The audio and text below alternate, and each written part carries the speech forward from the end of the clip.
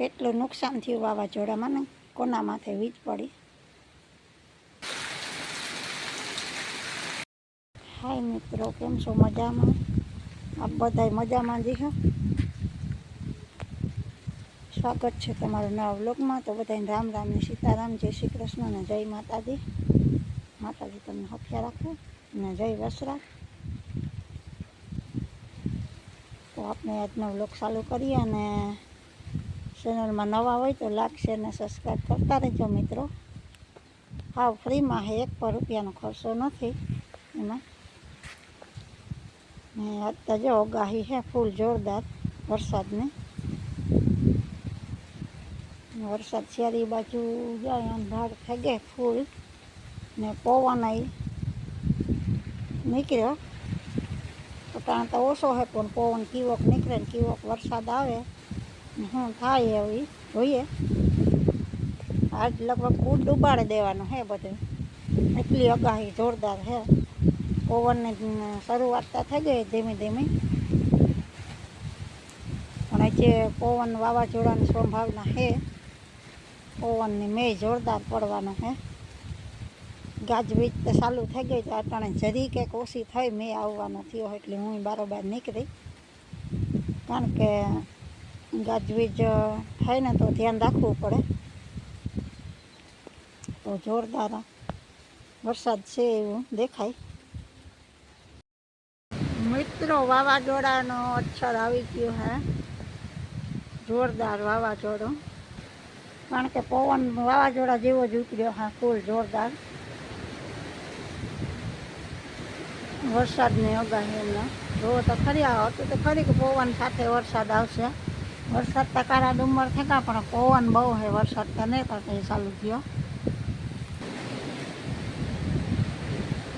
રાખીએ પવનની હા જો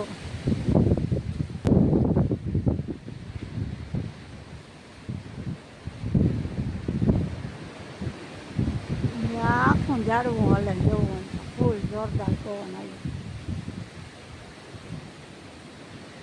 આખા ઝાડવા હાલે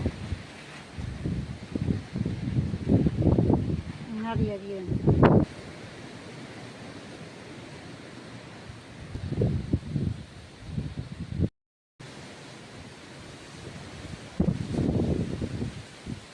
જોરદાર વાવાઝોડું છે.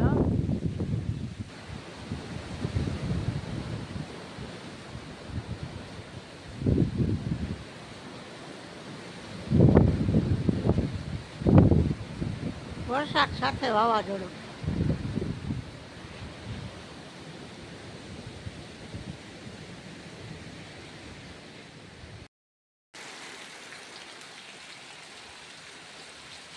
પવન સાથે વરસાદ, પેલા પવન વાવાઝોડું ગાજવીજ ને તોફાન હળેરાટીયું ને હેવ જરાક પવન ઓછો પડ્યો ને વરસાદ જોરદાર ચાલુ થઈ ગયો. આપ જોઈ શકો છો વરસાદ.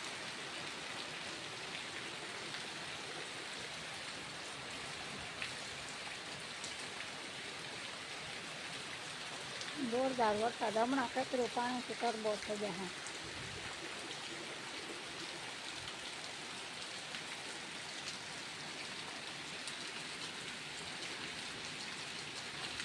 ઓલી સાઈડના ખેતરમાં તો પાણી ભરાય છે.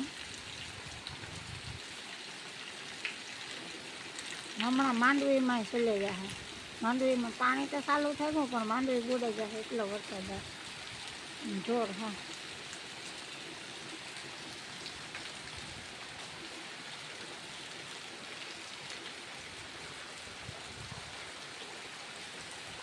જોરદાર મેં પડે.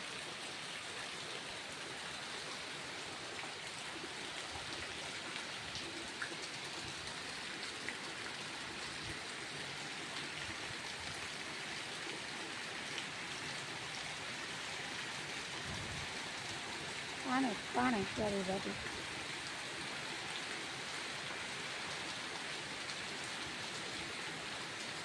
આવો મેં પડે મોટો સાથે.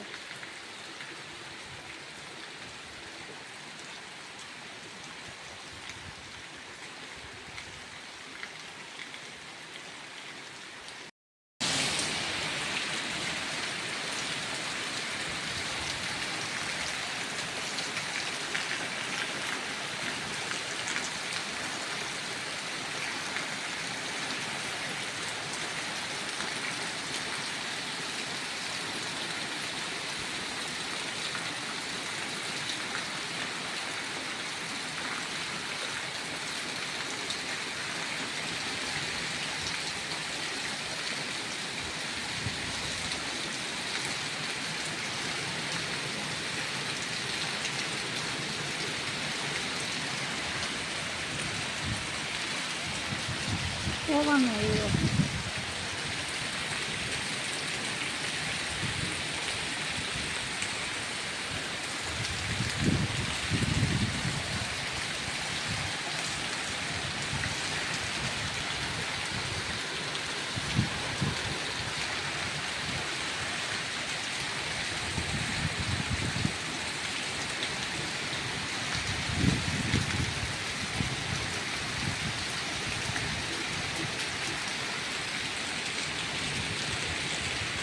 કેટલું પાણી કરે છે.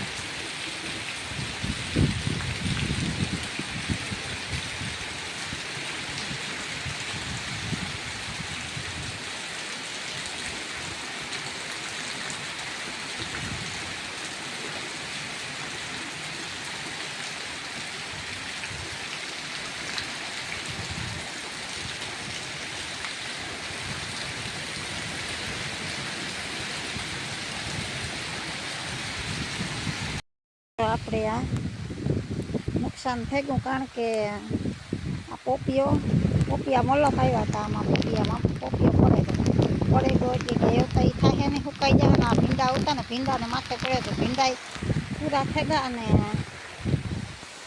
આ આપણી ગવાર પણ પૂરું થઈ ગયું. ગવારની ધારે નાખ્યા તો બધી થઈ ગયું રેડી. જો પાછો વરસાદ ચાલુ થઈ ગયો.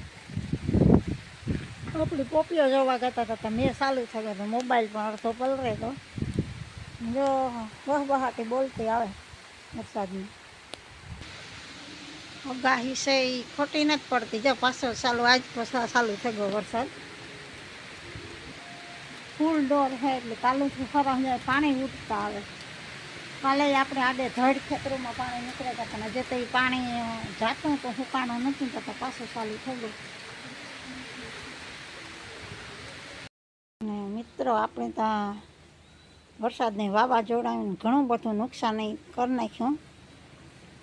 એ નુકસાન નહીં તો પુગા છે પણ એક અમારા ગામમાં બિચારા પરપ્રાંતીય મજૂર આવ્યા હતા.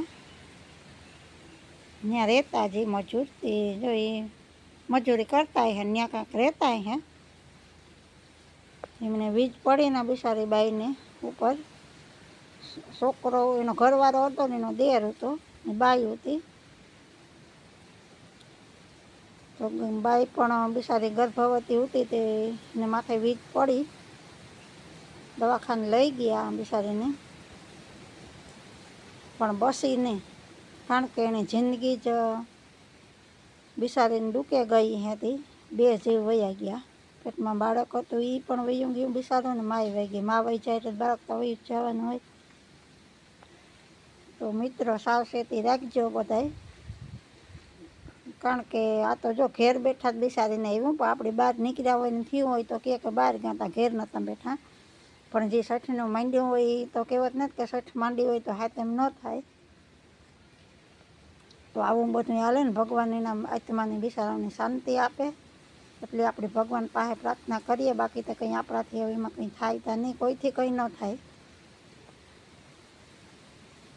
તો વીજળીનું તો બહુ ધ્યાન રાખવું પડે ને. વાવાઝોડું હોય એટલે કાંઈ વીજ થતી હોય એટલે નીકળાય નહીં કારણ કે વીજય એવી અમારતા ઉતી કડાકા ને ભડાકા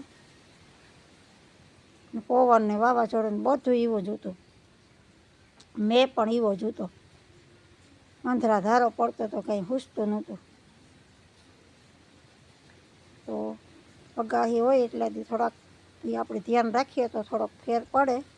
બાકી તો જે ઈશ્વરની ધાની હોય એ થાય. એમાં તો કંઈ આપણું કોઈનું કંઈ હાલે નહીં. થોડોક ફેર પડે આપણે ધ્યાન રાખીએ તો.